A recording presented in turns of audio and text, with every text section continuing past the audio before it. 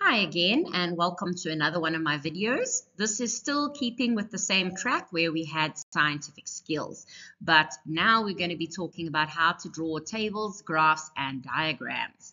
The first thing we're going to be looking at is how to draw diagrams and what diagram rules to follow.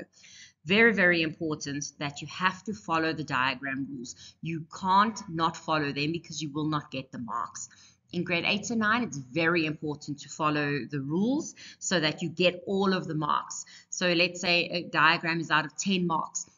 Basically, more than half of those marks are, did you follow the rules? We're not really marking whether you drew the diagram accurately. It's more about following the rules, getting the labels, and things like that. In the senior grades, it's a little bit more difficult because there we are testing whether you drew the diagram properly, but in the junior grades, we need to follow the rules a little bit more. So let's get into it. First thing you need to follow when you're drawing diagrams is headings. You have to make sure your heading is right. A heading always has both variables in it, but for a diagram, obviously a heading has to have what you are showing. So you need to start your heading with diagram showing the inside of a plant cell, diagram showing the spinal cord of a crocodile, something like that. So diagram showing, you need to tell me what your diagram is showing me. These headings must be printed above the diagram. Printed, not in cursive. Needs to be print and it needs to be above. It also needs to be in blue ink. In South Africa, we write in blue ink. If it's in pencil, it won't get marked. And obviously blue, it depends on the teacher, but blue ink specifically. And your heading has to be underlined. It's a heading, needs an underlining. Okay. Then, when you are drawing the diagram, you need to use a pencil. You cannot draw a diagram in pen. Okay, you need to use a sharp HB pencil, not a 2B, not a 4B, nothing like that, an HB pencil. If you want to use a click pencil, that's fine, but sharp pencil so you can get those nice lines. No sketching, no color and no shading. A lot of kids find that sketching is a problem. Sketching is when you have to lift your hand up and put it down again in the same place. So this is a sketch where you are sketching your lines like this. So let's say you're drawing something like that. That is a sketch. You can't do that in science. You need to do single bold lines only. No sketching, no coloring, and no shading. We don't want to see any of this coloring in like this. Even if the chloroplast is darker, we don't want to see that. We just want to see single bold strokes. Okay? We're not here to judge whether you're an amazing artist. This is not art, so we don't want to see sketching, please. No sketching, no color, and no shading. Okay. Then you need to draw your diagram on the left-hand side of the page. So if your page is this big, okay, you need to draw your diagram on the left-hand side so that when you go and you put your lines in, then you can just take them from your diagram and pull them to the right. So your diagram must be done on the left-hand side of the page and leave the right-hand side for your label lines and your labels. Again, the diagram must be half a page. You can't draw a diagram that is only a third of a page big. How are we supposed to see the things inside the diagram? So it needs to be half a page at least on the left-hand side so that you can leave some space on the right-hand side. Your label lines should be in pencil. Some teachers are okay with it being in pen, but most of the time your label lines must be in pencil and they must end against a vertical pencil line on the right-hand side. I'm going to show you a picture just now of what I'm talking about, but your label lines must be in pencil and they must go towards the right. You can't have label lines on the left and the right of your diagram. Must either be on one side or the other, but for us, we like the diagram on the left and the labels on the right. These label lines must run parallel. Remember, parallel is one on top of each other like that. They must never cross. So they must run parallel and never cross. And your labels specifically must be printed, not cursive, printed in ink. So this is what I'm talking about. Over here, you can see that there's this dotted line over here that's in pencil. We want your labels to meet up at this dotted line so that they're all in line, and then you can go and write whatever you need to write. So, I don't know, ant, okay? Your lines can come from in the middle here, go up and across. That's okay. They can come down and across, but they must be parallel with each other, and they're not allowed to cross or touch. Okay. Then the next one here is just a little diagram of showing you what we expect. So at the top here, we've got diagram showing parts of a leaf. So for me, in my class, I would give a mark for that. It's a heading, it's printed, it's underlined, and it's in blue pen, and it's saying diagram showing. You need to tell me what is happening. You can't just say parts of a leaf. What is it? A bar graph? I don't know. You then draw your diagram in pencil. Okay. You have this line over here where all of your labels are meeting up. You've printed your labels in pen. Okay. And you're showing me exactly where the specific things are. You can't draw the line so that it's not in line with everything else. Okay, so this kind of thing would give you anywhere between 5 to 10 marks depending on how much detail there is or anything like that. So did you draw the diagram in pencil? Did you sketch? Did you shade? Okay, single bold lines. There's no sketching here. There's none of this. I don't want to see this. This is not art. Okay, we don't want to sketch. Okay, I hope that's good. Next thing we're going to go on to is tables.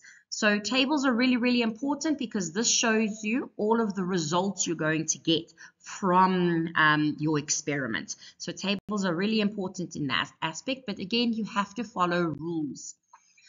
When you're drawing tables, they must have a heading, and that heading must have both variables again. Remember, independent, the one that I can control, dependent, the one that I can't control. Okay, they must have both in. And again, you must tell me what is it? It is a table showing, table demonstrating, table giving information, something like that. You have to tell me it's a table and you have to tell me what it's doing. Then again, you need to give me the independent and the dependent variables. The effect of the sun has on plant growth, both variables. Okay, it must be underlined and it must be in pen above the table. Okay, so drawing table headings, very, very important because you need to tell me what's going on. Then when you draw your table, you're going to have columns. So there might be 2 columns, there might be 6 columns, whatever. Remember, columns are going down. Okay, so there might be a couple of columns. But the first column is always going to be your independent variable. This column going down is going to be your independent variable. It is your first column.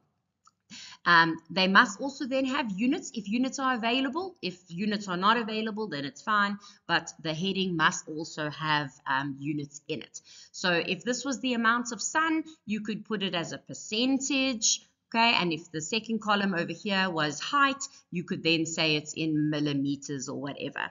Okay, but you need the units if there is something for it to be measured in. If it's just a position like on the table in a cupboard, you can't say cupboard centimeters or cupboard kilograms. So then you would just write cupboard, table, floor. Okay. All horizontal and vertical lines must be drawn in pencil. So your actual table must be drawn in pencil. Okay. And all of the lines must be there. You can't use the lines in your folio paper, in those blue lines on folio paper in your book. You can't use those lines as your lines. They're not yours. You didn't draw them. So you need to draw your own lines in pencil, please. Okay. Like I said, your independent is in the first column, and then all your other dependent variables then go in the subsequent columns, the columns coming after, depending on what you were measuring. Okay, so here's an example. Here we have study time of different students versus the grades, their marks that they achieved. Okay, so Bob over here, he studied for 2 hours and he got 84%. So there's 3 columns here. The first column is the independent variable, independent, the one I can control. I can control who I want in my experiment. I chose Bob and Carlos and Cindy and Florence and Kim. I chose those people, okay? I myself chose them. It's my independent variable. But I can't control how many hours that they are going to study for. I'm not in control of that, okay? So I can't control this, so it's a dependent variable. We also can't control the marks they're going to get. So both of these are dependent variables, whereas this first column is your independent. So independent in the first, dependent in all the subsequent, depending on what information your experiment is about. Then this is also another table over here. It's a little bit of an easier one. So table showing the number of different animals at a water hole at 6 o'clock in the evening. Okay, so again, table showing. My heading is underlined. It should be in blue ink. Number of different animals. That is my dependent variable. I can't control what animals are going to come down to the water hole, but I can control the time. I could have said to measure it at 2 o'clock in the afternoon or 5 o'clock or 6 o'clock. I can control the time. So this would be my independent variable, and the different animals would then be my dependent. Okay, so here in this is the different animals in my experiment, and here the number of them that I counted. So I can control the different types of animals. I chose impala, zebra, wildebeest, elephant.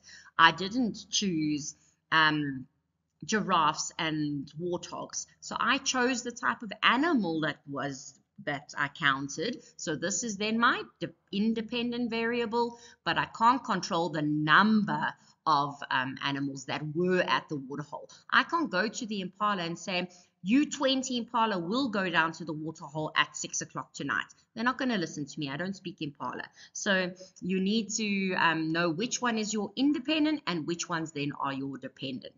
So that's a really nice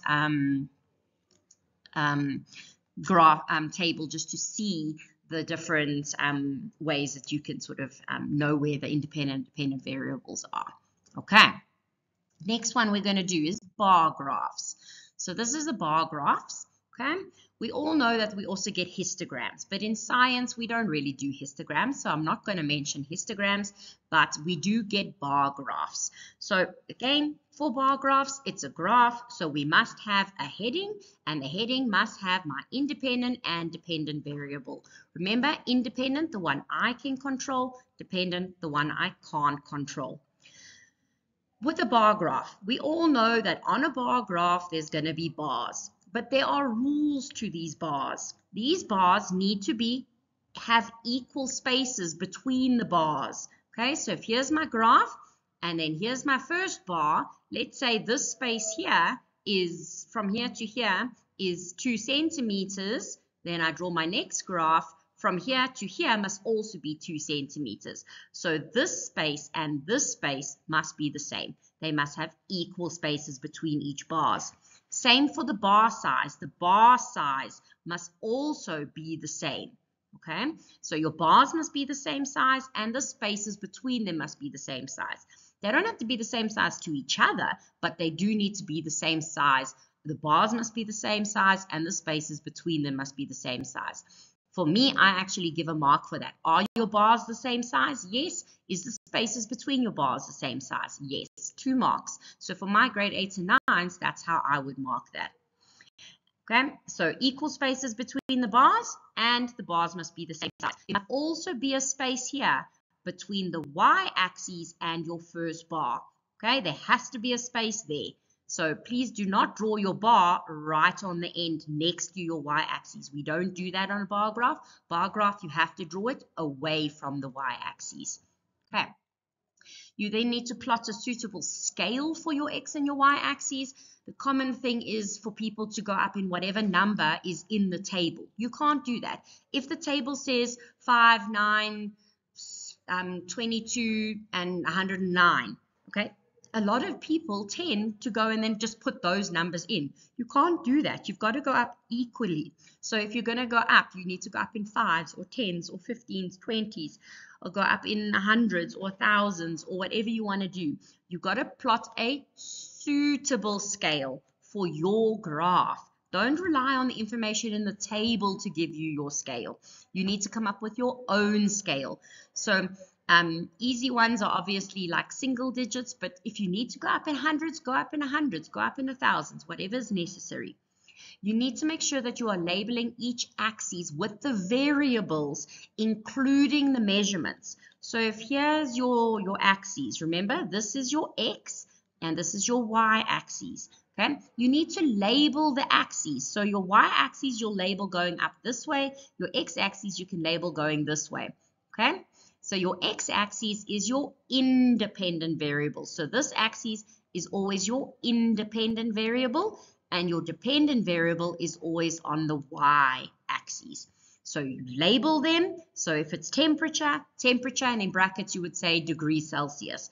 If it's time, you would say time, and in brackets you would say seconds or minutes or hours or whatever it is.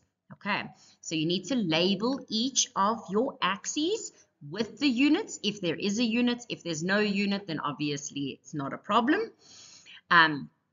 The bars generally on the x-axis are things that don't have numbers. It's normally things like continents or colors or animals or something like that. So then obviously there's not really going to be a unit, but we do want you to label them.